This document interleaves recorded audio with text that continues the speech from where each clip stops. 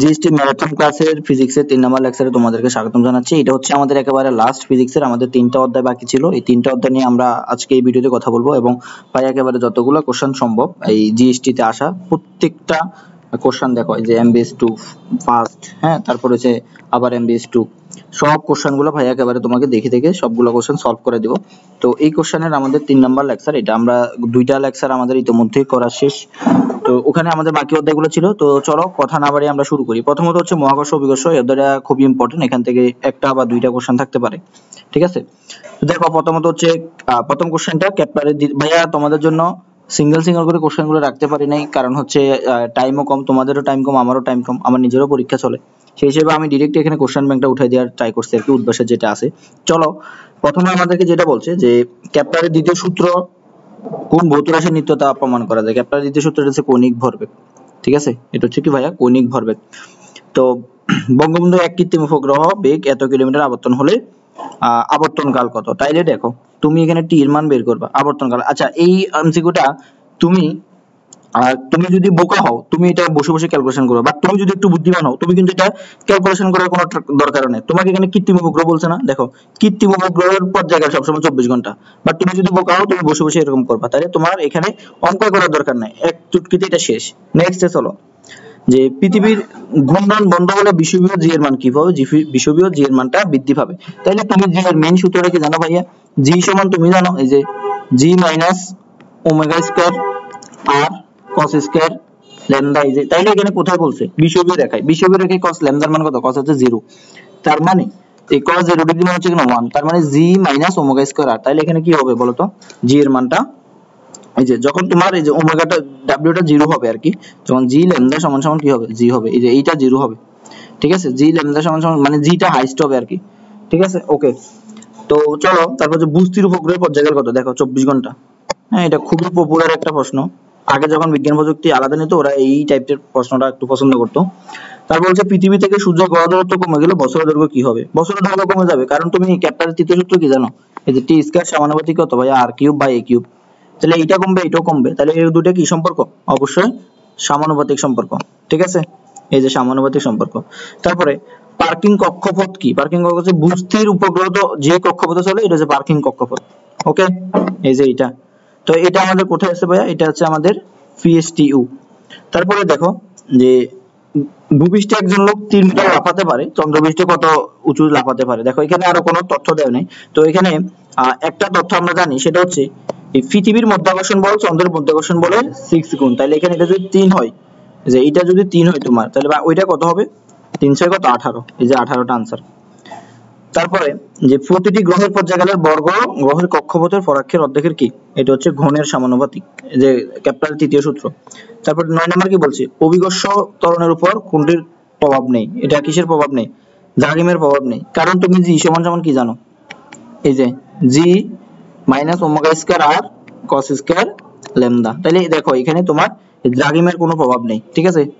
তো এগুলোর প্রভাব আছে, উচ্চতার প্রভাব আছে, তারপরে অক্ষাংশের পৃথিবীর ঘূর্ণন কি এগুলোর প্রভাব আছে। এটা কোশ্চেনটা দাগানো আছে কারণ হচ্ছে আমি এটা আমার সময় আমি নিজে সলভ করার সময় একটু দাগাইছিলাম এজন্য।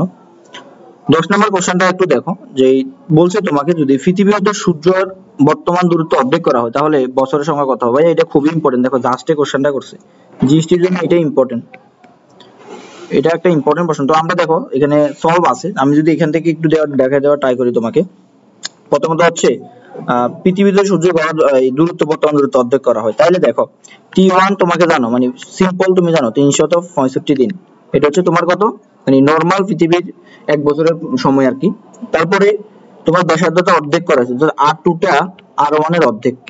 নেক্সট তোমাকে T2 টা জানতে চাইছে, তাহলে তুমি এদের ভিতর এই যে তুমি একটা সম্পর্ক জানো না, সম্পর্কটা যে ভাই এখানে দেখাই যে টি স্কয়ার সমানুপাতিক কত আর কিউব, বা তুমি যেখানে অনেক বইতে এ কিউব দেখবা, তাইলে তুমি এখানে টি স্কয়ার আর এখানে যদি টি2 স্কয়ার লেখো এখানে হবে R1 কিউব আর এখানে হবে R2 কিউব, তাইলে তুমি এখানে কি বের করবা, তুমি বের করবা এই যে T2 টা, তাহলে T2 এর ভ্যালুটা তুমি যদি বসাতে চাও বাকিগুলোকে তুমি জাস্ট ক্যালকুলেশন করে দিবা, এই যে T2 স্কয়ার সমান সমান হবে R2 কিউব R1 স্কয়ার আর এখানে হবে R1 হোল কিউব।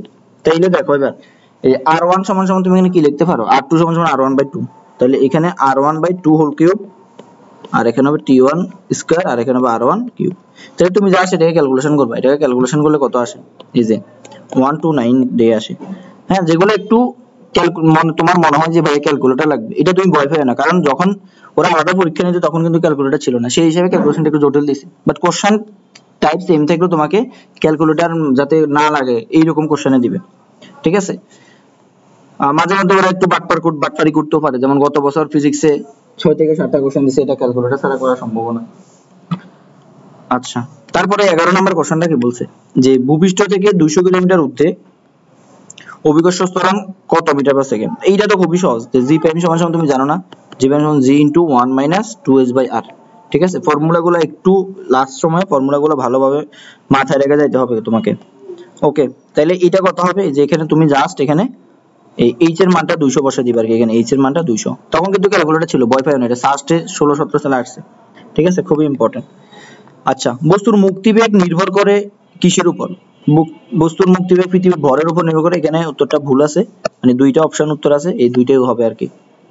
ওকে, তারপরে বলছে পৃথিবীকে আর ব্যাসার্ধের একটি গোলক কল্পনা করলে যে উচ্চতায় অভিকর্ষ ত্বরণের মান অর্ধেক হবে।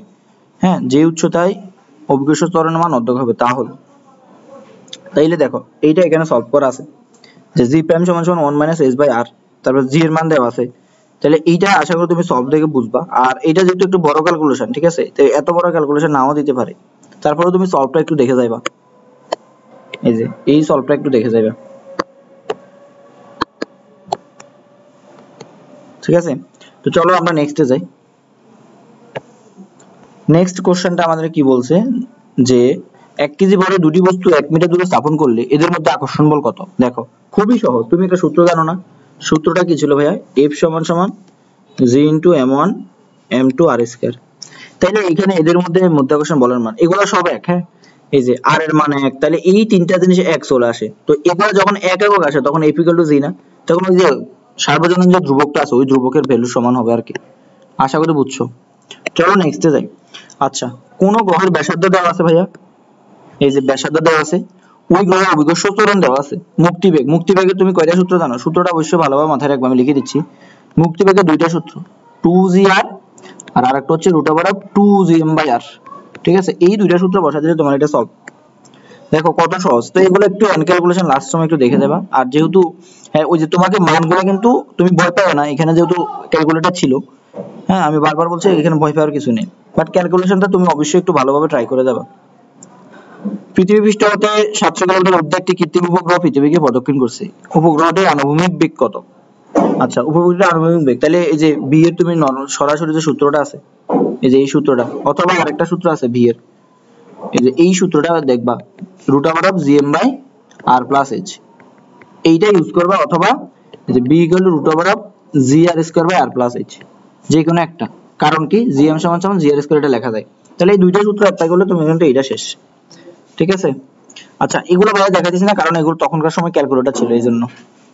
আচ্ছা, এই কোশ্চেনটা একটু ভুল আছে ওরা, যে চাঁদের ভর অপরিবর্তিত রেখে যদি হঠাৎ চাঁদের বেশ 2% কমে যায় তাইলে পূর্বের এবং পরবর্তী জি এর অনুপাত কত হবে। তাইলে দেখো জি সমান সমান তুমি কি জানো বলো তো, gm/r² এরকম একটা সূত্র জানো। তাইলে দেখো জি এর সাথে এই যে r এর বর্গের ব্যস্তার মধ্যে সম্পর্ক না, তুমি যদি এখানে জি লেখো আর এখানে জি প্রাইমটাই লেখো, তাইলে উপরেটা r প্রাইম হোল স্কয়ার হবে, নিচে হবে r। তাইলে দেখো 2% কমে গেছে, তাইলে কত, এটাকে যদি 1 টাকা 100 ধরো, বাকিটাকে কত ধরবে, 98 ধরবা, খুবই নরমাল। তো এইটাকে 98 ধরবা, এটাকে 100 ধরবা, তো এগুলো তো অবশ্যই বর্গ আছে, তো এখানে তোমার কোথাও কিন্তু অপশনে বর্গ নাই, অপশনে বর্গ নাই, তাহলে এটা হবে কোনোটাই নয়, ঠিক আছে। আচ্ছা, তো এখানে অনেকে কি করবে, এই যে আবেগে এটা দাগায় দিয়ে চলে আসবে, এই ভুলগুলো করা যাবে না। তারপর 18 নম্বরটা বলছে যে ভূপৃষ্ঠ থেকে কত উঁচুতে গেলে সেখানকার অভিকর্ষ ত্বরণের মান ভূপৃষ্ঠ অভিকর্ষ ত্বরণের মানের 1% হবে, ভূপৃষ্ঠের অভিকর্ষ ত্বরণের মানের 1% হবে। ওকে, তাহলে এটা একটু আমরা সলভ করা ট্রাই করি। দেখো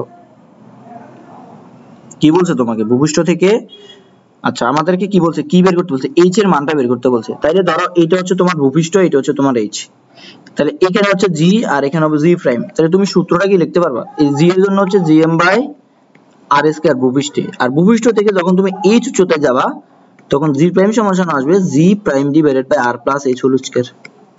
তাহলে এই দুটাকে জাস্ট তুমি অনুপাত করো, অনুপাত করলে gm কাটা, জি প্রাইম বাই যদি জি লেখো তাহলে এইখানে থাকে কত হয় উপরে r স্কয়ার, আর নিচে কত বলো তো, যে r plus h whole square. Then এখান থেকে তুমি সবকিছু জানো, জাস্ট এখানে তুমি r মানটা বসাই দেবে। এখানে বলছে যে এরা কত গুণ হচ্ছে, 1%, অর্থাৎ দেখো ভবিষ্যতে কত উচ্চতে গেলে সেখানে অভিকর্ষ ত্বরণ আর ভূপৃষ্ঠ অভিকর্ষ ত্বরণের 1% হবে। তাইলে দেখো এটা কেমনে করি, তাহলে 1% মানে কত, এই যে এইটা যদি 1 হয় এটা হবে কত, 100, 1% বলছে না। তারপরে দেখো r স্কয়ার আর হচ্ছে r plus h whole square. তাহলে উভয় পক্ষে রুট করলে 1 আর এখানে 10, এখানে স্কয়ারটা সরে যায়, r into r plus h। তাইলে এখান থেকে তুমি বের করতে পারবা যে r প্লাস h সমান সমান কত ভাইয়া, 10r। তাহলে h সমান সমান হবে তোমার 9r। তাহলে r এর সাথে 9টা একটু গুণ করে দিবা, এই যে 6.4 ইনটু 10 টু দি পাওয়ার 6, তো তাই এটার সাথে 9টা একটু গুণ করে দিবা। এখন এইটা গুণ করলে কত আসে, এই যে 57.6, এই ক্যালকুলেশনটা আসে। তাহলে এইটা একটু দেখবা। তারপরটা দেখো যে একটি 1200 ফুট উচ্চতায় অবস্থিত বিমান হতে 1 কেজি ওজন একটি বস্তুকে ছেড়ে দেওয়া হলে প্রতি সেকেন্ডের গতিবেগ কত বৃদ্ধি পাবে। এটা তোমাকে এই যে এই সারা এখানে ট্র্যাপটা তোমাকে কোথায় দিয়েছে দেখো, তুমি যখন 1200 দেখবা না, তুমি হুট করে অঙ্ক করা শুরু করবা, বাট এখানে অঙ্ক করার মতো কোনো কিছুই নাই। তো স্বাভাবিকভাবে একটা বস্তুকে যখন তুমি ছেড়ে দিবা, এই পৃথিবীর যে অভিকর্ষ ত্বরণ, অভিকর্ষ ত্বরণ তো পড়তে থাকবে, এবং সেই অভিকর্ষ ত্বরণ হচ্ছে 9.8, এই যে 9.8।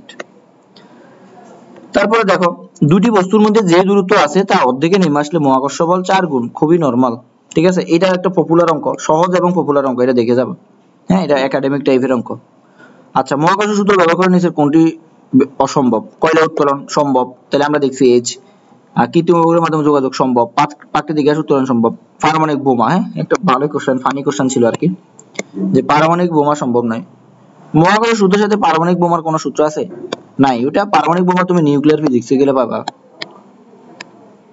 দেন চলো আমরা নেক্সটে যাই, যে একটি বিন্দু বরাবর জন্য মহাকর্ষ বিভব কত। এটা তো ভালো পপুলার একটা সূত্র, এটা কোথায় আসছে দেখো, এমবিএস2 তে আসছে। আমি জানি না যদি দিয়ে দেয় আর কি এমবিএস2 এর কোশ্চেন কেমন করে, যদি ওদের আগের মতন ওরা ধাঁচটা ধরে রাখে তাইলে কিন্তু তুমি এইগুলাই যে মেডিকেল টাইপের কোশ্চেন গুলো পাওয়া যাবে।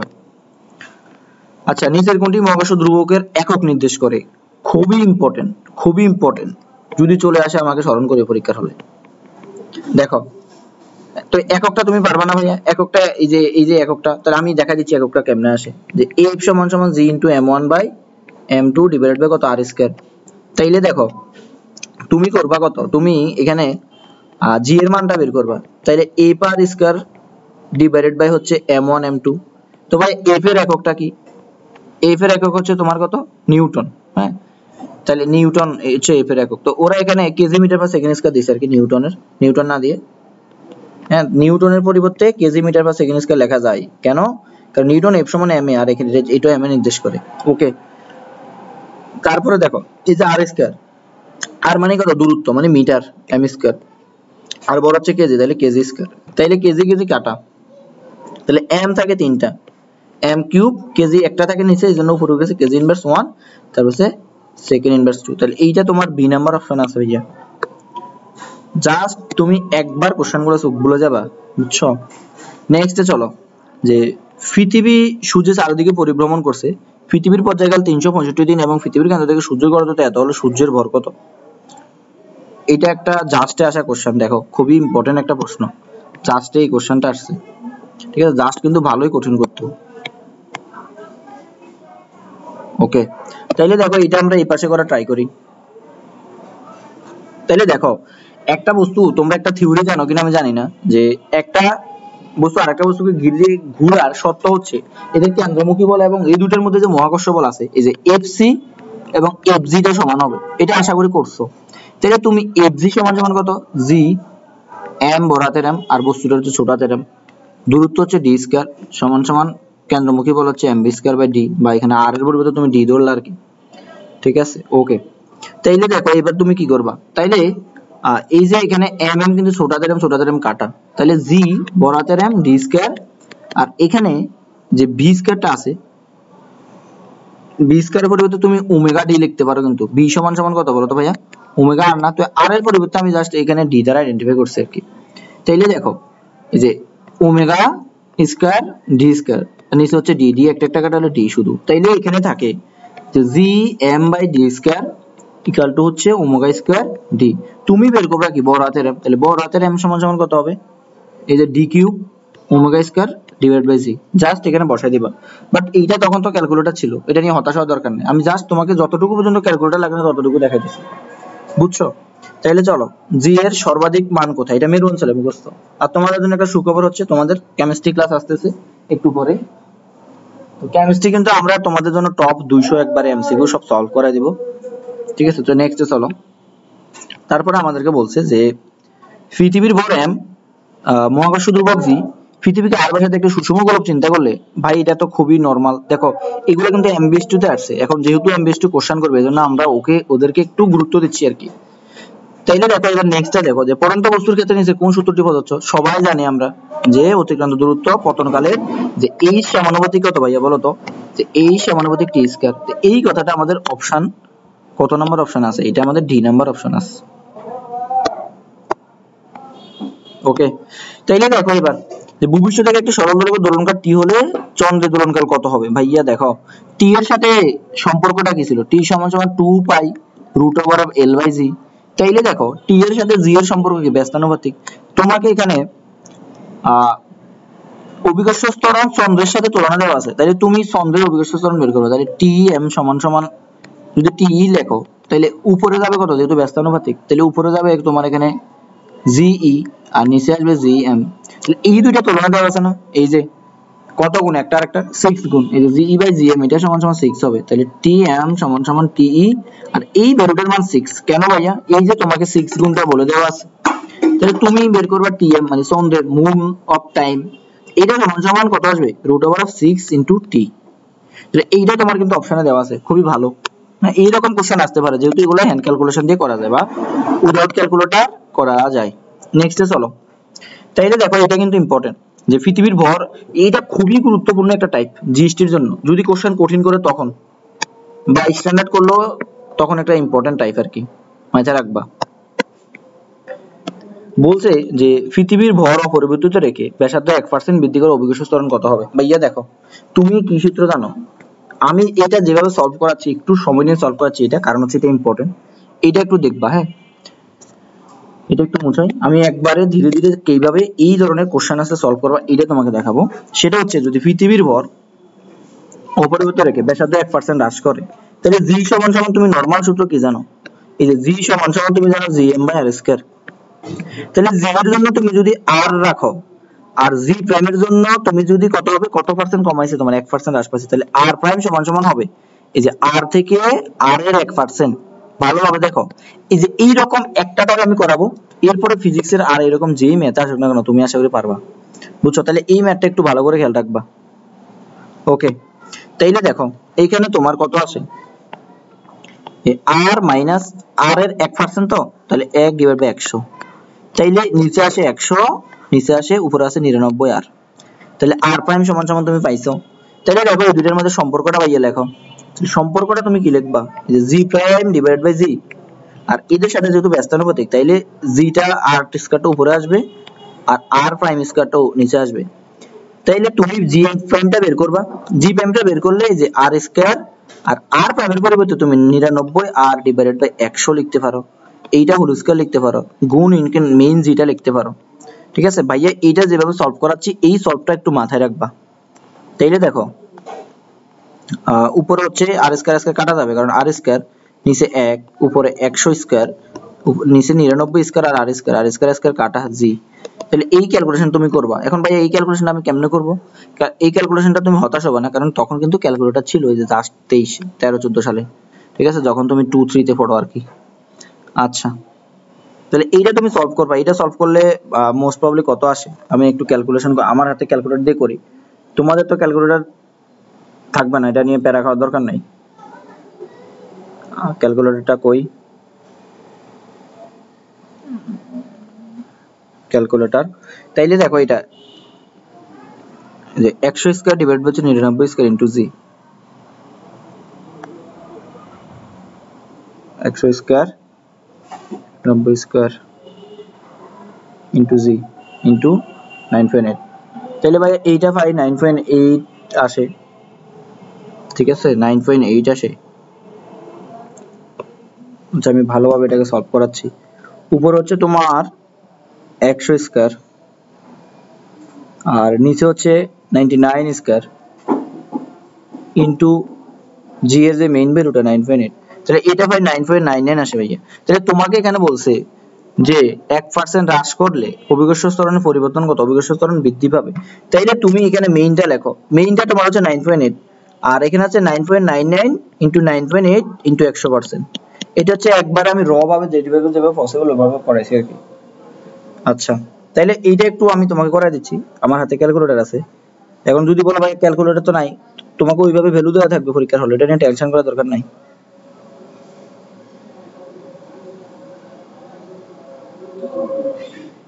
আচ্ছা, এটা 1.93 সামথিং আসে, দেখো 1.93 সামথিং আছে। তাহলে এটার কাছাকাছি উত্তর কত আছে বলো তো? এই যে এটার কাছাকাছি উত্তর হচ্ছে 2%, অবশ্যই বৃদ্ধি পাবে। দেখো 2% থেকে আবেগে আমি রাজ দেখা দিও না, কারণ কি তোমার জি যদি কমে ভাইয়া, জি যদি কমে তোমার এই যে আরটা কি হবে, সরি আর যদি কমে জিটা বাড়বে না, কারণ এই জি এর সাথে জি সমান জি বাই আর স্কয়ার, ব্যস্তানুপাতিক সম্পর্ক মাথায় রাখবা। ওকে চলো, তাহলে এটা একটু এই যে এটা একটু সূত্র মাথায় রাখবা যে এম স্যাটেলাইট কেন্দ্র করে পৃথিবীর স্যাটেলাইট স্থিতিশক্তি, স্থিতিশক্তি সমান হচ্ছে যে এই যে ইপি, একটা বস্তুর ইপি হবে তোমার মাইনাস জিএম বাই আর, আর যদি উপরে থাকে আর প্লাস এইচ। তাহলে এই সূত্রটা মাথায় রাখবা, কোথায় আছে ব্ল্যাঙ্কেটে উত্তর দেওয়া নাই, ঠিক আছে? এখানে আর প্লাস এইচ হবে, যে এইখানে এইচটা দিতে দেওয়া মনে নেই আর কি। তারপর বলছে কিউরিওসিটি রোভার পৃথিবীর বাইরে মঙ্গল গ্রহে প্রথমবারের মতো এক্স-রে ইমেজার ব্যবহার করছে। মাটির স্ফটিকের গঠন বিশ্লেষণ আছে, এটা একটা আউটসোর্স ছিল 2012-13 সালে বইতে মেবি ছিল। তারপরে পৃথিবীর থেকে কোনো বস্তুকে কি পরিমাণ বেগে করলে ফিরে আসে না। দেখো এখানে যে এরা ক্যালকুলেশন করছে, তোমার ক্যালকুলেশন করার দরকার না ভাইয়া। কলমটা করতেছে না কেন?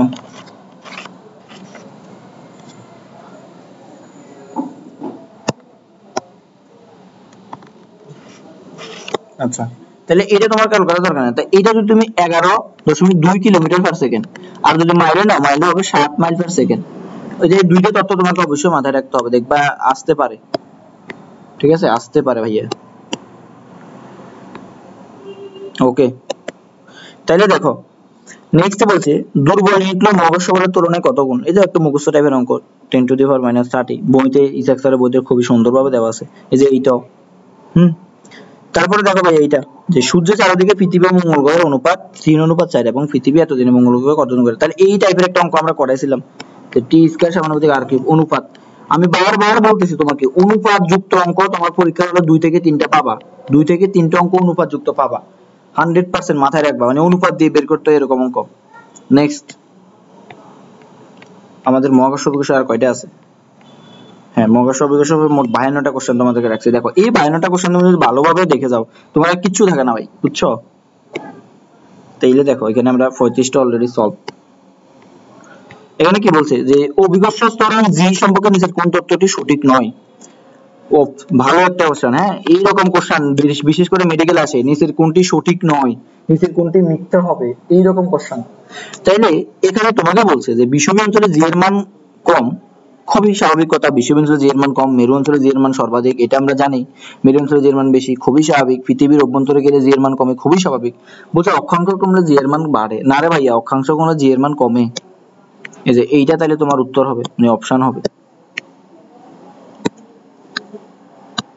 ঠিক আছে? ওকে, পৃথিবীকে 7.56 গ্রাম পার সেন্টিমিটার কিউব সুষম ঘনত্বের এত কল্পনা করলে তার কত হবে, ঘনত্ব কত হবে? এখন দেখো ঘনত্ব সমান তুমি কি জানো, জি সমান 4/3 পাই আর রো কিউব। তাহলে তুমি হ্যান্ড ক্যালকুলেশন একটু মাথায় রেখে যাবে, আর এখানে মানগুলো বসা দিলে হবে, ঠিক আছে? সময় কম, এখন আমি আর পুরো ম্যাথটা দেখা দিচ্ছি না। পৃথিবীর ব্যাসার্ধ আর হলে কত উচ্চতায় জি এর মান শূন্য হবে? পৃথিবীর ব্যাসার্ধ আর হলে কত উচ্চতায় জি এর মান শূন্য হবে? তাইলে দেখো জি সমান হচ্ছে জিএম বাই আর স্কয়ার। আর এর মান কত হলো ভাই? এই অপশনটা ভুল, আমার কেন জানি মনে হচ্ছে এটা এই কিছু বুকে, মানে কিছু পপুলার অ্যাডমিশন বুকে এই প্রশ্নটা ভুল দিছে। এটা এখানে সঠিক আছে, কারণ হচ্ছে জি এর মান শূন্য হইতে হলে ভাইয়া, দেখো জি এর মান শূন্য হইতে হলে তোমার আর এর মান এখানে ইনফিনিটি হইতে হবে। অনেকেই দেখে r/2 দেয় পপুলার, ঠিক আছে? এটা এই যে এই আর এর মান তোমাকে ইনফিনিটি হইতে হবে, তাহলে এটা উত্তর নাই এখানে। ওকে, ভূপৃষ্ঠ থেকে 45 ডিগ্রি কোণে কোন উপরের দিকে নিক্ষিপ্ত কোন বস্তুর মুক্তিবেগ হবে। দেখো 45 ডিগ্রি হলো যে ডিগ্রি হোক, তুমি মুক্তিবেগ 11.2 মাথায় রাখবা। ওই যে তোমাকে কিছু মানে এক্সট্রা ইনফরমেশন দেয়, এগুলো তোমাকে মানে মাথাটাকে একটু ঘোরানোর জন্য বা তুমি ভুল করার জন্য দেয়।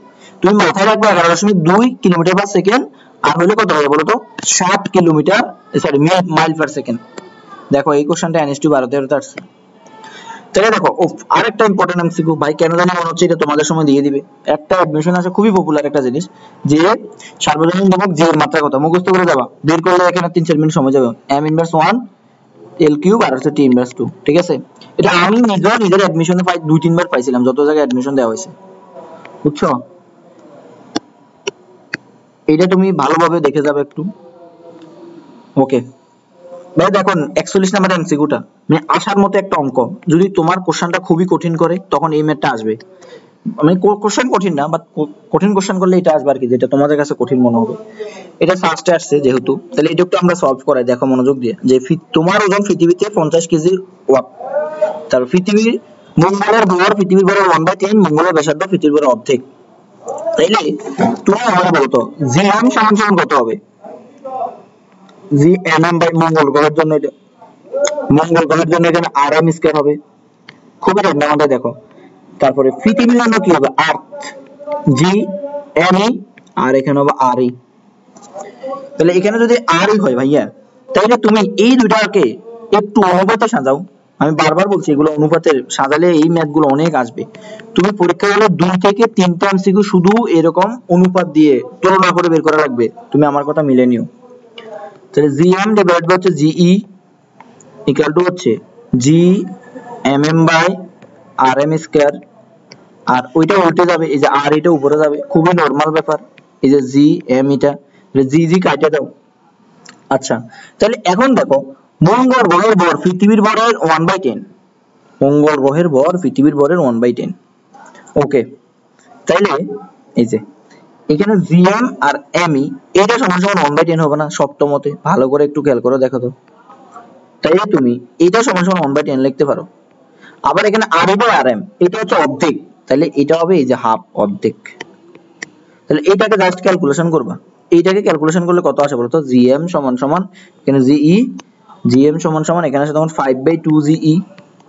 তাহলে দেখো জি এর তুলনা তুমি বের করে ফেলছো, ঠিক আছে? জি এর তুলনা তুমি অলরেডি তোমার বের করা শেষ, এই যে তুমি জি এর তুলনাটা বের করে ফেলছো। এখন তুমি কি করবা? এখন তুমি যেটা করবা সেটা হচ্ছে তোমাকে তো ওজন বের করতে হবে। তাহলে দেখো জি এর সাথে ভাইয়া ডাব্লিউ এর সাথে এম জি এটা সমানুপাতিক না? জিটা যে হারে বাড়বে ওজনটাও কিন্তু সেই হারে বাড়বে, কারণ দুইটা সমানুপাতিক সম্পর্ক। তাইলে এখন তুমি লিখবা এখানে যে ডাব্লিউ এম সমান সমান 2/5 ডাব্লিউ ই। তাহলে 2/5 ডাব্লিউ ইটার পরিবর্তে তুমি কত লিখবা? 2/5, আর এখানে দেওয়া ছিল কত? 50। তাহলে 50 এই যে কেজি ডাব্লিউটি। এটা কাটো 2/5, 2/5 এইটা কাটলে কত হয় ভাই? 10। তাহলে 10 দুগুণ হচ্ছে 20 কেজি ওয়াট। খুবই ইম্পর্টেন্ট একটা এমসিকিউ ছিল তোমার জন্য। সলিউশনটা এখানে ভাই সুন্দরভাবে স্টেপ বাই স্টেপ করাইছি, দেখো খুবই ইম্পর্টেন্ট এমসিকিউ ছিল। তারপর আবার দেখো তোমাকে এখানে ইনফরমেশন গুলো কেন দেয়? এই যে তোমার মাথায় হ্যাং করার জন্য। মুক্তি ভাগ 11.2 তুমি ডাইরেক্ট মুখস্থ লিখে দিয়ে আসবা। বাট একটা কথা আছে, যদি তোমাকে ধরো বলে পৃথিবীর ব্যাসার্ধ অর্ধেক করছি, ত্বরণ অর্ধেক ছিল, তখন মুক্তি ভাগ 11.2 হবে না, তখন করবা। বাট দেখো এই যে মধ্যস্থ গণবিভাগের জন্য যখন 6.4 10 টু দি পাওয়ার 6 আবার 9.8 10 টু দি এই যে মিটার পার সেকেন্ড, এটার জন্য তো 100% 11.2 আসবে, ঠিক আছে? এই টাইপে পড়বা না। 43 নাম্বার এমসিকিউটা আমাদের কি বলছে? মহাকর্ষ ধ্রুবক জি, এটা নরমাল সূত্র। তারপর হচ্ছে এত এই যে একটি কৃত্রিম উপগ্রহ পৃথিবীর চারিদিকে 900 কিলোমিটার উপর থেকে বৃত্তাকার পথে ঘুরে, উপগ্রহটির বেগ কত? তাইলে উপগ্রহের বেগের যে সূত্র আছে b সমান সমান জি রুট ওভার b সমান সমান gm by r plus h, অথবা b সমান সমান root over of G R square by r plus h, দেখুন একটা সূত্র অ্যাপ্লাই করে ফেলবা। তো চলো নেক্সটে যাচ্ছি ভাই। নেক্সট আমাদের আর মাত্র কয়েকটা এমসিকিউ আছে এই অধ্যায়ের। যে নিচের কোনটি কেপলারের সূত্র নয়? কেপলারের উপবৃত্ত সূত্র আছে, ক্ষেত্রফল সূত্র আছে, পর্যায়কালের সূত্র আছে, অক্ষের কোনো সূত্র নাই, এটা একটা ভুল। তাহলে এইটা একটি কৃত্রিম উপগ্রহ পৃথিবী চারিদিকে সর্বাপেক্ষা কম গতিতে প্রদক্ষিণ করে। আচ্ছা এটা একটা মুখস্থ ভ্যালু, আমি তোমাকে বলবো যে এটা একটা মুখস্থ করে যাবা, যদি আসে মুখস্থ দিয়ে আসবা, ঠিক আছে? বিন্দু ভর এর ধারণ মহাকর্ষ বিভব, বিভব b সমান হচ্ছে মাইনাস gm বাই r। হ্যাঁ সূত্র আর কি এগুলা ভাইয়া, এখন যদি বলো সূত্র পারি না তাহলে তো দুঃখজনক। তাইলে দেখো এখানে যে m বড় একটি বস্তুকে পৃথিবীর চেয়ে আর উচ্চ দূরে বিভব শক্তি কত? হ্যাঁ বিভব শক্তি কত? তাহলে বিভব শক্তি নির্ণয়ের তুমি মেইন সূত্রটা কি জানো? বিভব শক্তি তুমি নির্ণয়ের যে ইপি সমান সমান বা বি সমান সমান আসবে জি mm বাই এই যে -1 1 বাই r, তারপর হচ্ছে এখানে তোমার এখানে আসবে r, যেহেতু r আপার লিমিট হবে r plus h, lower limit হবে r। তাহলে এখানে মাইনাসটাকে তুমি বাইরে নিয়ে আসো, মাইনাস জি বড়াতের m ছোটাতের m, আর এখানে তুমি একবার আপার লিমিট বসাবা একবার লোয়ার লিমিট বসাবা, তাহলে 1 by 1 r plus h minus 1 by r। তাহলে এইটাকে তুমি একটু ক্যালকুলেশন করতে হবে, এটাকে ক্যালকুলেশন করলে এই জিনিসটাই আসবে, কত আসবে m g r বাই 2। ঠিক আছে, যে এই জিনিসটাকে তুমি জাস্ট ক্যালকুলেশন করবা, আর কোনো কাজ নাই। ঠিক আছে, ওকে। পৃথিবীর কেন্দ্র অবকাশের ত্বরণ 0, এটা আমরা মুখস্থ টাইপের জানি। কোন বলের তীব্রতা সবচেয়ে বেশি? সবল নিউক্লিয় বল। আমরা বলছিলাম ওই যে তোমাদের নিউটনের বলবিদ্যা অধ্যায় ডিটেইলসে পড়াইছিলাম, ওখানে মুক্তিবেগের সমীকরণ জানি। এইখান থেকে একটা এমসিকিউ অলরেডি জিএসটি তে 21 22 না জানি 22 23 যে কোনো একটা বার আসছে, আমি শিওর মনে নাই। এটা হচ্ছে গাছ থেকে 2.5 কেজি একটি তাল সোজা নিচের দিকে পড়ে, বাতাসের বাধা 5 নিউটনের ত্বরণ কত? আচ্ছা ভাইয়া, তাহলে এফ সমান সমান তুমি কত জানো? এমজি। তোমাকে যেটা বাধা দিচ্ছে তুমি এটাকে বাদ দিবা, এই যে বাধা দিচ্ছে এটা। ঠিক আছে, ওকে। তাহলে বস্তুর ভর হচ্ছে 2.5, 2.5, জি হচ্ছে 9.8, বাধা দিচ্ছে কত? 5। এই যে এটা ক্যালকুলেশন করবা, এটা আসবে দেখো, এটা আসবে ওই যে জিএসটি যেটা আসছে ওটার উত্তর ছিল 2.5 এরকম সামথিং, এটার উত্তর ছিল 7.8। জাস্ট মানটা চেঞ্জ করে দিবে, এটা আসার মতো একটা ম্যাথ। তুমি জাস্ট আমি বলবো যে এই কদিনে জিএসটি কোশ্চেন ব্যাংকটা ভালোভাবে সলভ করে দাও, শেষ। তো এই অধ্যায় আমাদের শেষ, তো আমরা একটা ছোট বিরতি নিচ্ছি, নেক্সট অধ্যায়ে যাচ্ছি। আচ্ছা, এখন চলো আমরা স্থির তড়িৎ শুরু করি। তো স্থির তড়িতের যেগুলো একটু ক্যালকুলেটর লাগবে এগুলো আমরা স্কিপ করব, আর যেগুলো ক্যালকুলেটর ছাড়া করা যাবে বাট ক্যালকুলেটর দরদ দিয়ে আছে বাট মান চেঞ্জ করে করা যাবে, এগুলো আমরা একটু বেশি প্রাধান্য দিব। প্রথমত বলছে যে এটা ইম্পর্টেন্ট আছে যে একটি গাউসীয় তল দ্বারা একটি তড়িৎ দ্বিমরু আবদ্ধ থাকলে তলটির মধ্যে মোট অধিক্রান্তর তড়িৎ ফ্লাক্স হবে কত? 0। ঠিক আছে, বলছে গাউসীয় তল দ্বারা তড়িৎ দ্বিমরু আবদ্ধ থাকলে তলটির মধ্যে দিয়ে অতিক্রান্ত তড়িৎ ফ্লাক্স হবে 0। একটা থিওরিটিক্যাল কোশ্চেন, মনে রাখবা, দিয়ে দিতে পারে। তারপরে এটা তো কোনো পপুলার কোশ্চেন, এইটা থেকে জিএসটি তে কোশ্চেন আসছেও। দেখো জিএসটি তে আসলে কোশ্চেনটা ওরা কোশ্চেন ব্যাংকটা অনেক বেশি রেফার করে আর কি। তড়িৎ দ্বিমরুর জন্য তড়িৎ ক্ষেত্র ই এবং তড়িৎ বিভব বি এর সাথে আর। দেখো তাহলে এটা তো খুবই সহজ একটা সূত্র, হ্যাঁ। ই এর সাথে তোমার ই এর সূত্র কত? এই যে 9 × 10⁹, তারপর হচ্ছে Q1 Q2 বাই r কি কিউব। আর কিউব হচ্ছে তোমার প্রাবল্যের জন্য, আর বিভবের জন্য b সমান সমান হচ্ছে 9 × 10⁹ বা 1/4πε0 Q1 Q2 by r square. তাহলে e এর সাথে r কিউব সম্পর্ক এই যে এটা, আর b এর সাথে r স্কয়ার সম্পর্ক, খুবই কমন একটা কথা ভাইয়া। ঠিক আছে, এই যে এটা। তারপর দেখো এটা একটু ক্যালকুলেটর লাগবে, হ্যাঁ। এখানে ক্যালকুলেটর লাগলে একটু ট্রাই করতে পারো যে এত ক্যাপাসিটর দিলো, তারপর এটা 6 ভোল্ট করলো আর কি, তখন তুমি একটা শক্তি বের করছো, তারপরে যখন শক্তি আরো দিছি তখন মোট প্রাইমটা এই দুটোর মধ্যে ভাগ দিলে তোমার যেখানে 8 ভোল্টটা বের হয়ে যাবে। তারপর বলছে যে সুষম তড়িৎ তার ব্যাসার্ধের বিশিষ্ট ফাঁপা গোলকের কেন্দ্র থেকে আর দূরত্ব তড়িৎ প্রাবল্য কত? আর দূরত্ব তড়িৎ প্রাবল্য হবে যে এই যে এই ই সমান সমান 1/4πε0 এই যে আর স্কয়ার আর কি এর সাথে। ঠিক আছে, এই যে ই ইকুয়াল টু গোলকের ক্ষেত্রে, হ্যাঁ এটা কিন্তু গোলকের ক্ষেত্রে মাথায় রাখবা। তো গোলকের ক্ষেত্রে এই তথ্যটা ভাই একটু দিচ্ছি, এটা আসবে। গোলকের ক্ষেত্রে এই যে এখানে যখন থাকবে ধরো এই কেন্দ্র থেকে, তখন যে দূরত্বটা পুরো দূরত্বটা কাউন্ট করতে হবে। আর যখন এখানে থাকবে মানে ই এর কথা বলতেছি, তাহলে এখানে একটা ই থাকবে, এখানে একটা ই থাকবে, বাট গোলকের কেন্দ্রে বা গোলকের ভিতরে প্রাবল্যটা 0 থাকবে। এটা 22 23 সালে আসছে, বুঝছো? এই যে প্রাবল্য কেন্দ্রে বা এটার ভিতরে যে কোনো একটা অংশ কি থাকবে? প্রাবল্যটা 0 থাকবে, কারণ এখানে মোট চার্জ ধনাত্মক ঋণাত্মক মোট চার্জটা এখানে 0 হয়ে যায়। আশা করি বুঝতে পারছো। বিভব কিন্তু থাকবে, হ্যাঁ, কারণ বিভব হচ্ছে স্কেলার রাশি। এই যে তারপর দুটি চার্জের মধ্যবর্তী কোণ 3 গুণ করে হলে বল কত গুণ হবে? বল অবশ্যই 1/9 গুণ হবে, কারণ F সমান সমান তুমি জানো F এর সাথে r স্কয়ার সম্পর্ক। তাহলে r এর জায়গায় F সমানুপাতিক 1/3 স্কয়ার, তাহলে F সমানুপাতিক 1/9, তার মানে হচ্ছে 1/9 গুণ হবে। পৃথিবীর বিভব হলো 0, এটা খুবই কমন প্রশ্ন, আর তোমরা এসএসসি তে এটা খ নাম্বার পড়ছো, পৃথিবীর বিভব কেন 0 ধরা হয়। নেক্সট, তারপর বলছে একটি সমবাহু ত্রিভুজ এবিসি তিনটি কোণিক বিন্দুতে রাখা হলো, এবিসি যথাক্রমে এত এত চার্জ রাখা আছে, সি বিন্দুতে প্রাবল্য কত? দেখো এটা কিন্তু এসএসসি সৃজনশীল একটা প্রশ্ন, সিকিউর একটা প্রশ্ন। ঠিক আছে, এটা তুমি ট্রাই করবে একটু লাস্টে দেওয়ার জন্য, বাট এটা শর্টকাটে করা যায় যেহেতু একই মান দিছে। তাহলে এখানে একটা আছে, এখানে একটা আছে, তাহলে এর জন্য এই যে এদিকে একটা তড়িৎ প্রাবল্য, আবার এর জন্য এদিকে একটা তড়িৎ প্রাবল্য, এর জন্য এদিকে একটা তড়িৎ প্রাবল্য, আর এদিকে একটা তড়িৎ প্রাবল্য।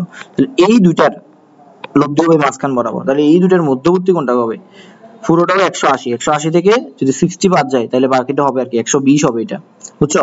তো আমরা জানি সমবাহু ত্রিভুজের বহিস্থ কোণটা 100% 120 না ভাইয়া, এইটা 120, এইটা 120, এইটা 120, আমরা সবাই জানি, সেই হিসাবে এখানে 120 টা হয়েছে। আর ই এর ভ্যালুটা তোমাকে এখানে দেওয়া আছে, এই যে জাস্ট ক্যালকুলেশন করে দেবা। তো তারপরে দেখো 8 নাম্বারটা আমার কি বলছে যে এখানে 1 মাইক্রোকুলম প্লাস 1 মাইক্রোকুলম এবং মাইনাস 1 মাইক্রোকুলম আধান দুইটিকে 5 সেন্টিমিটার ব্যবধানে তড়িৎ দ্বিমেরু গঠন করা হলো। এটা নিশ্চয়ই 17 সালে আসছে। তাইলে এখানে দেখো প্লাস 1 মাইক্রোকুলম তারপরে মাইনাস 1 মাইক্রোকুলম আধান দুটোকে 5 সেন্টিমিটার ব্যবধানে এদেরকে 5 সেন্টিমিটার ব্যবধানে রাখছে। তড়িৎ দ্বিমেরু গঠন এটা অক্ষ বরাবর 15 সেন্টিমিটার দূরে তড়িৎ বিভব কত? ঠিক আছে, ওই যে তাহলে একটা ওই যে শর্টকাট যে সূত্রটা আছে এই শর্টকাট সূত্রটা মাথায় রাখবা। শর্টকাট সূত্রটা মাথায় রাখলে কেন হয়ে যাবে। শর্টকাট সূত্রটা আমি তোমাকে একটু লেখা দিচ্ছি, সেটা হচ্ছে যে বিভবের জন্য এবং প্রাবল্যের জন্য তড়িৎ দ্বিমেরুর বিভব এবং প্রাবল্য শর্টকাটটা মাথায় রাখবা।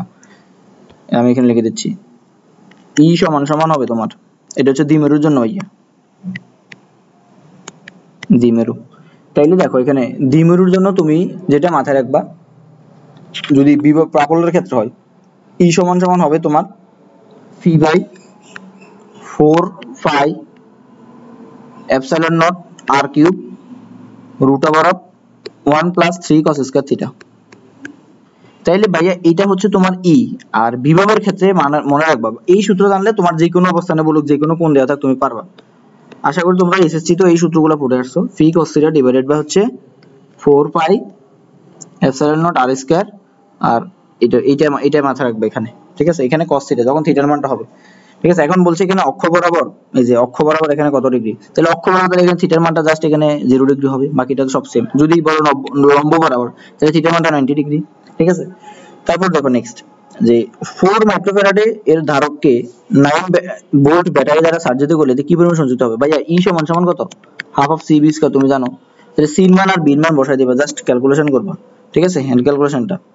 তারপরে দেখো যে এত মানের যে 20 নিউটন এবং 60 নিউটন মানের দুটি ভেক্টর রাশির মধ্যেকার কোণ 30 ডিগ্রি লব্ধির মান কত? লব্ধি যে নরমাল ভেক্টরের লব্ধি দিয়ে করবা। ঠিক আছে, এই যে r সমান সমান r স্কয়ার সমান সমান p square plus q square plus 2pq cos alpha. ঠিক আছে, ওকে। তারপরে বলছে যে 10 সেন্টিমিটার ব্যাসার্ধের একটি গোলক পৃষ্ঠে 10 কুলম্ব আধান স্থাপন করলে তড়িৎ বিভব কত হবে? ভাইয়া b সমান সমান তুমি কি জানো যে 1/4 pi epsilon nought q by r, just মানটা বসাই দিবা। এখানে হচ্ছে 9, এটার মান হচ্ছে 9 × 10⁹, তারপর q এর মান 10, এটা হচ্ছে 0.1। তাইলে দেখো এই যে এখানে 10 এটা বেশি হয়ে যাবে আর কি, তাহলে 0.1 কে তুমি হ্যান্ড ক্যালকুলেশন করলে লিখতে পারো 1/10, তাহলে n এটা উপরে যে 100 হয়ে যাবে। তাহলে 9 আছে এখানে 10⁹, তাহলে আরো দুটো শূন্য যুক্ত করে 10⁻11। ঠিক আছে, এই দেখো 10⁻11। ওকে, তারপরে বলছে যে সমান্তরাল পাতধারকের পাতদের বিভব পার্থক্য যদি অর্ধেক হয়ে যায় সঞ্চিত, সরি এর আগে একটা কোশ্চেন ছিল যে ইলেকট্রনিক বর্তনীতে টিউন সার্কিট কম্পাঙ্ক নির্ণয়ে কোন ধারক ব্যবহার করতে হয়? এটা একটা মুখস্থ টাইপের এমসিকিউ, এটা মনে রাখবা, পরিবর্তনীয় ধারক।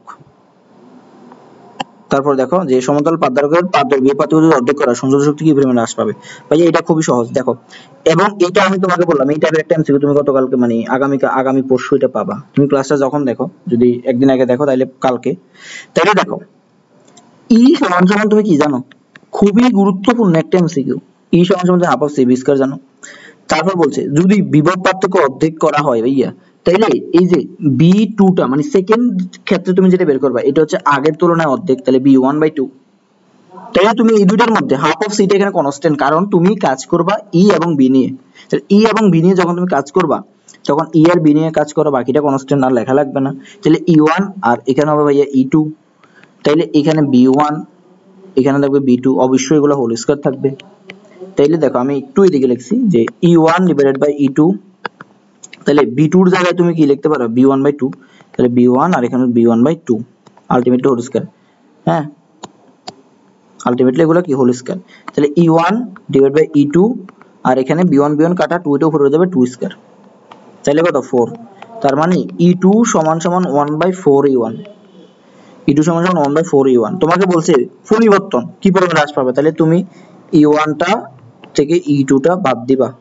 তাহলে E1 হচ্ছে ধরো তুমি যদি E1 ধরো আর এইটা যদি তুমি 1/4 E1 আসে, তাহলে ক্যালকুলেশন করলে 4 আর এখানে হচ্ছে 4 E1 আর 1 E1, তাহলে হচ্ছে 3 E1, তাহলে 3/4 গুণ 3/4 তোমার অপশনে আছে, 3/4 অপশনে আছে।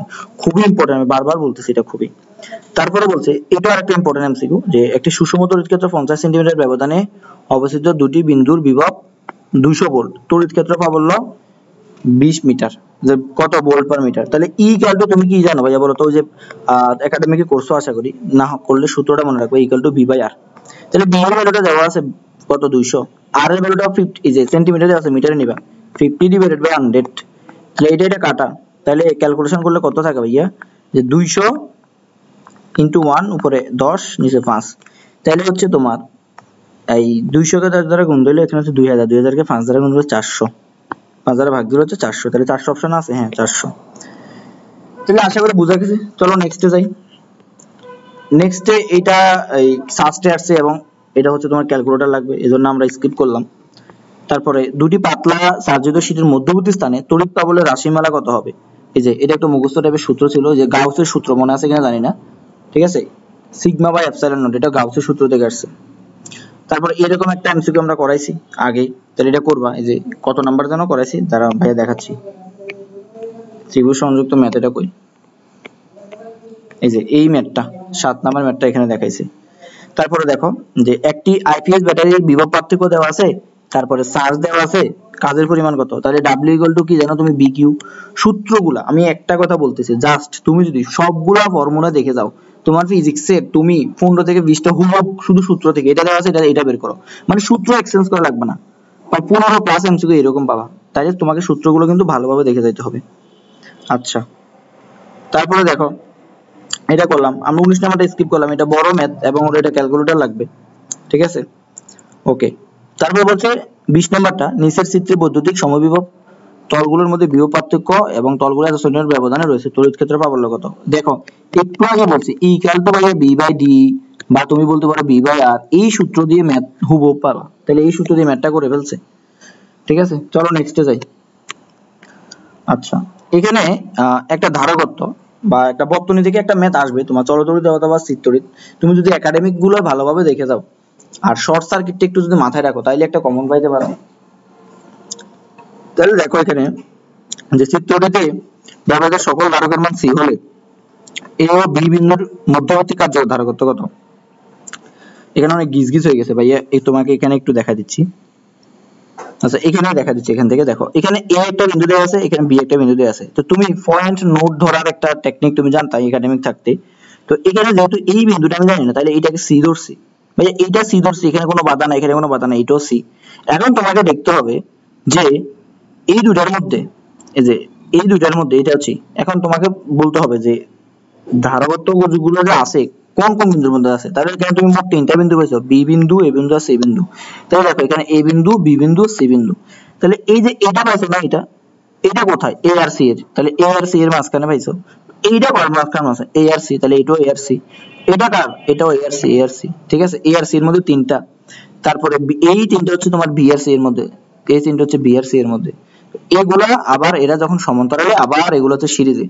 তো আমরা জানি ধারকত্বের বেলায় যে সমান্তরালে থাকলে সরাসরি যোগ হয়, তাহলে এখানে 3টা আছে, সবগুলো একক মানে, তাহলে 3, আর এখানে একটা 3, ঠিক আছে, এখানে একটা 3। এখন ভাইয়া দুইটাই 3 3 3 3 যখন সিরিজে থাকবে, তখন তো ওই যে মানে চলতল যে উল্টাটা হবে, তাহলে গুণফল বাই যোগফল।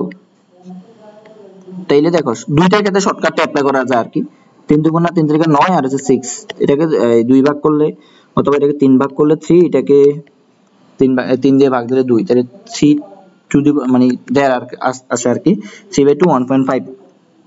তাহলে নেক্সট চলো, যে এগুলো একটু মুখস্থ রাখার মতো, নিচের চিত্রের আহতকরণের পর দেখা গেল যে এই বস্তুটি ঋণাত্মক আধান তৈরি হয়েছে, যদি এই কাদা তৈরি হয় তবে তাকে ঘষা হয়েছিল কি দিয়ে, রেশম দিয়ে। যাই হোক, এই যেগুলো একটু মুখস্থ টাইপের এমসিকিউ। দুইটি প্লাস কুলম ও প্লাস 6 কুলম বিন্দু চার্জ 12 নিউটন বল বিকর্ষণ করে, যদি প্রতিটি চার্জ মাইনাস চার্জ দ্বারা আকর্ষণ হয়, তাহলে বল কত হবে, ঠিক আছে। আচ্ছা, তাইলে এখানে তুমি প্রথমে যেই ম্যাথটা করবা সেটা হচ্ছে এই দুইটার মধ্যে, ভাইয়া এইটা আমার কাছে কেন জানি মনে হচ্ছে একটা ইম্পর্টেন্ট আছে, দিয়ে দিতে পারে, থিওরিটিক্যাল কোশ্চেন তো, মানে থিওরিটিক্যালের মধ্যে একটু পেঁচানো যায়, এরকম কোশ্চেনটা স্যার একটু পছন্দ করে, যাতে ফলাফল যাতে এরকম অভিযোগ না দিতে পারে যে এটা তো ক্যালকুলেশন পারি নাই। তাহলে এটা ওইরকম একটা ম্যাথ, তাহলে ই সমান সমান হচ্ছে 9 × 10⁹, আর দুইটা বল কত ভাইয়া, 2 এবং 6, তো 2 × 6, আর এদের মধ্যবর্তী কত দূরত্ব কত, দূরত্ব বলছে এখানে, আচ্ছা দূরত্বটা বলে নাই, বলটা বলছে, হ্যাঁ এখানে বলটা বলছে, বলের মানটা দেওয়া আছে কত, 12 নিউটন, আর দূরত্বটা তুমি জানো না, আর স্কয়ার ডি স্কয়ারটা, তাহলে ডি স্কয়ার সমান সমান কত, এই যে এখানে 12 আর 6 × 12, এটা কাটা, ডি স্কয়ার সমান সমান হচ্ছে 9 × 10⁹, ওকে, এখন বলছে যদি সার্চকে এত সার্চ প্রদান করা হয় তখন বল কত হবে। Okay nice. তাহলে এই পয়েন্টটা তোমাকে বের করতে বলছে, তাহলে তুমি এটা 9 × 10⁹ জানো।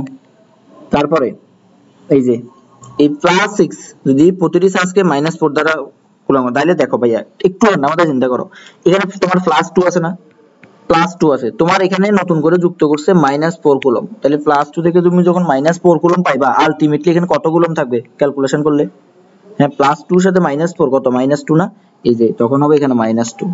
আবার এই +6 এর সাথে যখন -4টা তুমি অ্যাড করবা, আগে থেকে +6 ছিল তুমি -4 অ্যাড করছো, তাইলে তোমার কত থাকবে +2, তাহলে এইটা হবে +2। আমার কাছে থিওরিটিক্যাল কোশ্চেনটা এই কোশ্চেনটা মানে শিওর ভালো লাগছে, মানে আমি যদি দিয়ে দিতাম আর কি, বা স্যাররা দিয়ে দিতে পারে। ওকে নেক্সট, তাইলে এই ডি স্কয়ার ভ্যালুটা তুমি জানো না ভাইয়া, এই যে ডি স্কয়ার ভ্যালুটা বের করছো, খুবই ইম্পর্টেন্ট একটা এমসিকিউ, কোশ্চেনটা কোথায় আসছে, বিএসএমআরইউ, আচ্ছা 9 × 10⁹, তাহলে এটা কাটা, তাহলে a প্রাইম সমান সমান হবে -4, ঠিক আছে, মাইনাস যেহেতু আসছে তাহলে এটা আকর্ষণ করবে অবশ্যই, এই যে আকর্ষণ কই, এই যে 1 নম্বরে আবার মানে আবেগের বসে বিটা বিকর্ষণ দিয়ে দিবেন আর কি।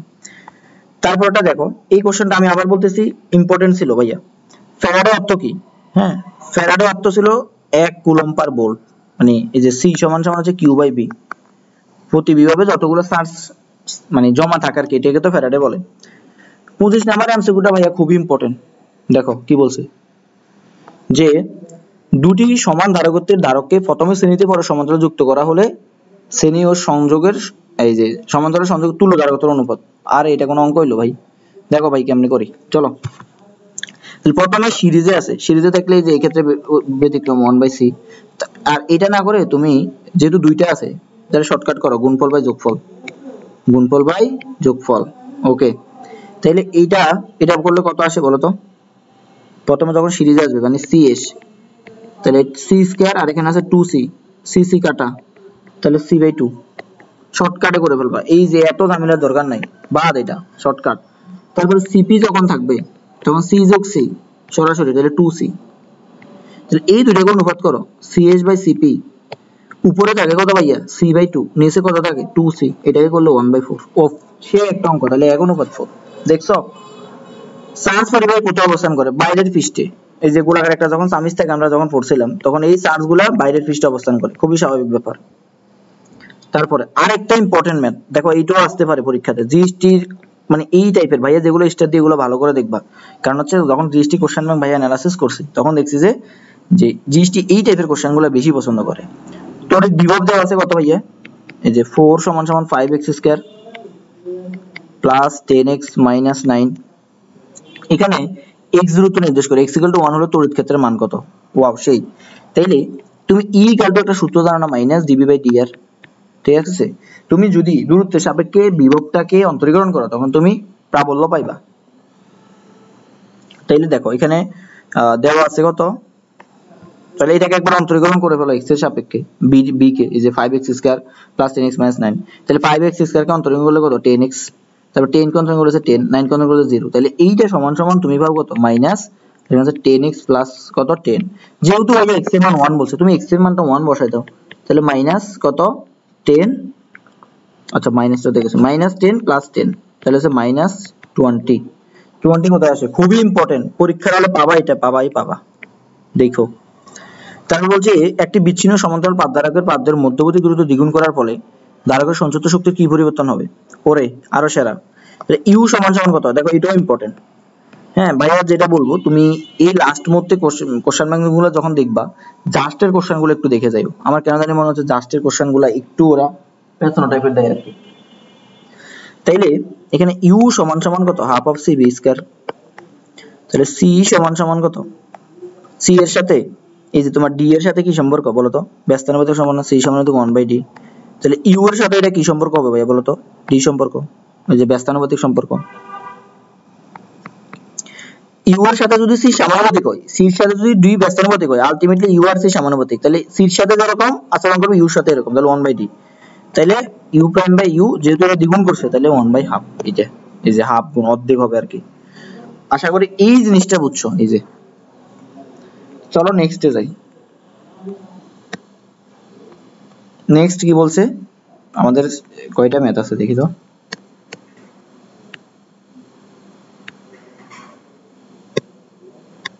77টা। আচ্ছা আমরা এখন অনেক এমসিকিউ করা লাগবে, ভয় পেয়ে লাভ নাই। তারপরে দেখো এটা কি বলছে, এটা আসার মতো একটা ম্যাথ, যে 0.02 ব্যাসার্ধ বিশিষ্ট 66টি গোলকের ফোঁটাকে একত্রিত করে একটি বড় ফোঁটায় পরিণত করা হলো। যদি ফোঁটায় 1 কুলম্ব চার্জ বিদ্যমান থাকে তবে ওই ফোঁটার বিভব কত? ঠিক আছে, এই ফোঁটার বিভব কত?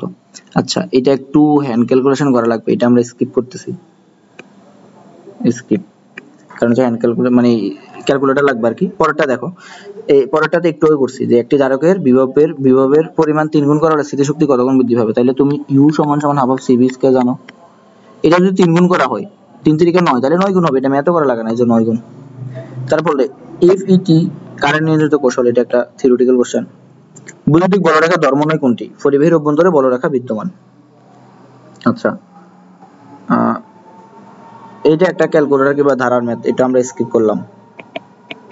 তারপরে বলছে, তারপরটা দেখো, তারপরটা বলছে যে দুটি সমমানের ধারককে সমান্তরাল অবস্থায় বি ভোল্টেজে আহিত করা হলো। এই যে ভাইয়া বি ভোল্টেজে আহিত করা হলো, ঠিক আছে। ধারক দুটিকে শ্রেণীবদ্ধ অবস্থায়, আচ্ছা আমার একটা কল আসছে। আচ্ছা আমরা ছিলাম এখানে যে দুটি সমমানের ধারককে সমান্তরাল অবস্থায় বি ভোল্টেজ আহিত করা হলো। ধারক দুটিকে শ্রেণীবদ্ধ অবস্থায় সমান শক্তি সঞ্চিত রাখতে হলে কোন ভোল্টেজ আহিত করতে হবে? আচ্ছা তাইলে দেখো এখানে দুটি সমমানের ধারকের সমান্তরাল অবস্থায় বি ভোল্টেজ আহিত করা হলো, ধারক দুটিকে শ্রেণীবদ্ধ অবস্থায় সমান শক্তি সঞ্চিত রাখতে হলে কোন ধরনের ভোল্টেজ আহিত করতে হবে, মানে কত গুণ করতে হবে আর কি। দুটি সমমানের ধারক, আচ্ছা তাহলে দুটি সমমানের ধারক হলে এখানে 2c, তাহলে এখানে আমরা শক্তি সমান সমান কত জানি হাফ অফ সিবি স্কয়ার, তাহলে হাফ সি এর জায়গায় এখানে 2c হবে যদি দুটি, তাহলে এখানে হাফ হাফ কাটা হবে সিবি স্কয়ার, ঠিক আছে ওকে। তারপরে বলছে এখানে যে ধারক দুটিকে শ্রেণীবদ্ধ অবস্থায় সমান শক্তি সঞ্চিত রাখতে, একটা হচ্ছে সমান্তরাল। আচ্ছা দেখো ভাই এখানে কি বলছে, সমান্তরাল বললে সি প্লাস সি হবে তোমার 2c, আর শ্রেণীবদ্ধ অবস্থায় রাখলে কত c/2, দ্যাট মিন্স 0.5c, বুঝতে হবে তোমাকে। হ্যাঁ দুটি যদি সমান হয়, তাহলে দুটি যদি সমান করা হয়, আর মোট কথা হচ্ছে একবারে সহজ ভাষায় যদি আমি বলি, দেখো এইটা তোমাকে মুছে দিচ্ছি, যে এরকম কোশ্চেনটা এইটা হবে তোমার মোট সঞ্চিত শক্তিটা হবে দুই ক্ষেত্রে সমান্তরাল, U1 আর U2। প্রথম ক্ষেত্রে সমান্তরালে, তাহলে সমান্তরাল হচ্ছে half C1 plus C plus C, যেহেতু দুইটি সমমানের, ঠিক আছে, তাহলে C প্লাস C, আর এখানে হবে ভাইয়া B স্কয়ার, আর এখানে হবে C প্লাস, আর এখানে হবে C/2, যখন সমান্তরাল আমরা এটা শর্টকাটে বলছিলাম, এটা হচ্ছে B স্কয়ার, তাহলে হাফ হাফ কাটাও, তারপরে হাফ হাফ যদি কাটো এটা হচ্ছে B1, আর ঠিক আছে এটাকে B1 ধরো, অথবা এটাকে বি ধরো আর এটাকে বি1 ধরো, তাহলে তুমি বি1টা বের করতে, তাহলে 2c, ঠিক আছে 2c, অথবা তুমি এখানে 2c এখানে কত ভাইয়া বি স্কয়ার সমান সমান এখানে কত c/2 b1 স্কয়ার, তাইলে এখানে কত থাকে 4cc কাটা 4b স্কয়ার সমান সমান b1 স্কয়ার, তাহলে আলটিমেটলি তোমার এখানে কত থাকে 2b, বর্গ করলে b1 সমান হচ্ছে 2b, তাহলে b1 সমান 2b কত, এটা আসার মতো একটা ম্যাথ। কোশ্চেন যদি ভাই কোশ্চেন কঠিন না, তুমি একটু কনসেপচুয়াল ভাবে চিন্তা করতে হবে। তারপরে দেখো যে সুষম তড়িৎ ক্ষেত্র 50 সেন্টিমিটার ব্যবধানে অবস্থিত দুটি বিন্দুর বিভব 200 ভোল্ট হলে তড়িৎ ক্ষেত্রের প্রাবল্য কত হবে? তাহলে এখানে 400, এই যে E ইকুয়াল টু তুমি কি জানো B/D, ঠিক আছে। তারপরে সমান ধারকত্ব দুটি ধারক শ্রেণীবদ্ধভাবে সংযুক্ত করলে তুল্য ধারকত্ব হবে কত, এই যে সরাসরি যোগ আর কি, দুটি ধারকত্ব সমান ধারক দুটি ধারককে শ্রেণীবদ্ধভাবে সংযুক্ত করলে তুল্য ধারকত্ব হবে, যেখানে উদ্দীপকটা কই, সেখানে মেবি উদ্দীপকটা দেয় নাই। তারপরে এখানে কি বলছে যে একটি সমতল পাত ধারকের মধ্যে একটি ডাইইলেকট্রিক মাধ্যম রাখলে ধারকত্ব দ্বিগুণ, উক্ত মাধ্যম ডাইইলেকট্রিক ধ্রুবকের মান কত? আচ্ছা তাহলে এখানে দেখো এই যে সি সমানুপাতিক হচ্ছে কে, তাহলে ওটা যদি দ্বিগুণ হয় এটাও দ্বিগুণ হবে, ঠিক আছে, কারণ সি সমান আমরা এটা মনে রাখি কিভাবে, কবে আসবে ঈদের দিন, কবে আসবে ঈদের দিন, এই যে সরি এই সি ইকুয়াল টু কবে আসবে ঈদের দিন, এই যে এটা, ঠিক আছে, এই সূত্রটা এখানে অ্যাপ্লাই হয়েছে। তারপর নেক্সট দেখো এগুলো মোটামুটি ভাইয়া দেখো অনেকগুলো সলভ করেছি, এগুলো তুমি পারবা। হ্যাঁ তোমাকে পিডিএফটা দিয়ে দেওয়া হবে, জাস্ট তুমি এগুলো সলভ করে যাবে একটু যাওয়ার আগে, যেহেতু এখন সময় নেই তোমাদেরও, তাহলে দেখো যেগুলো একটু সলভ করে যাবে, যেগুলো একটু কঠিন টাইপের মূলক দেখো এগুলো মানে সহজ টাইপের খুবই, এই যে সূত্র তারপরে বক্রতা ব্যাসার্ধ চার্জের পরিমাণ বেশি, যে এখানে যখন থাকে, ধরো এটা একটা সামিজ, এই সামিজের এখানে চার্জের পরিমাণ বেশি, তাহলে এগুলো একটু তুমি দেখে যাইবা ভাইয়া, এই যে এগুলো একটু দেখে যাইবা, ঠিক আছে? যেটা পারবা না দরকার পড়লে আমাকে ইনবক্স করবা, আশা করি পারবা, তুমি একদিন অ্যাডমিশন ক্যান্ডিডেট হবে, বাট পিডিএফটা একটু গুরুত্ব সহকারে দেখবা আর কি। তো আমরা এখন যেটা দেখবো সেটা হচ্ছে আমাদের পরমাণু মডেল এবং নিউক্লিয়ার পদার্থবিজ্ঞান। একটু বিরতি নিয়ে নিচ্ছি।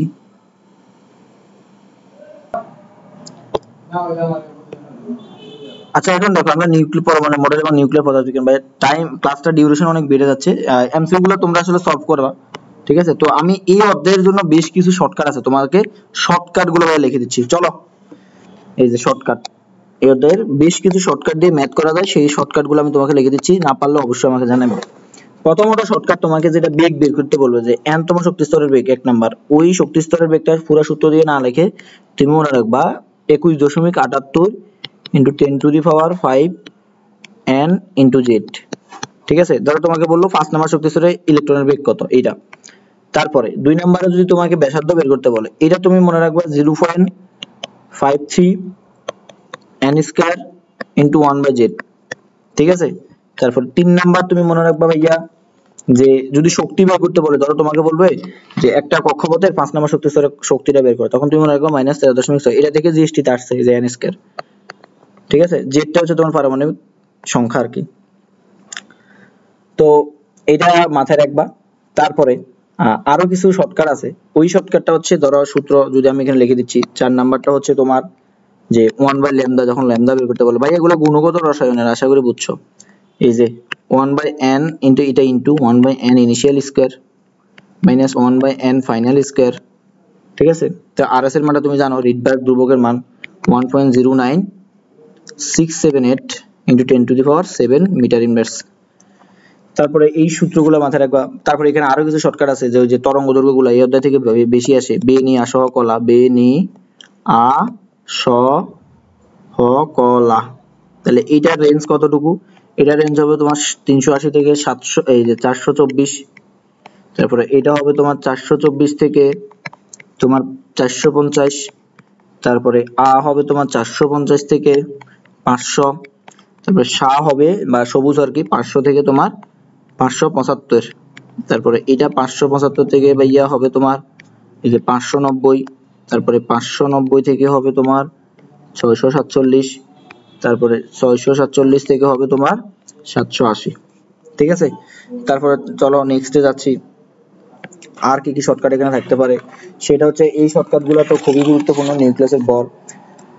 তারপরে এখানে যে শর্টকাটটা থাকতে পারে সেটা হচ্ছে যে আর ব্যাসার্ধ, আর সমানুপাতিক হচ্ছে 3√a, এটা হচ্ছে তোমার ভর সংখ্যা, এই যে এ দ্বারা তোমাকে ভর সংখ্যা বুঝাবে,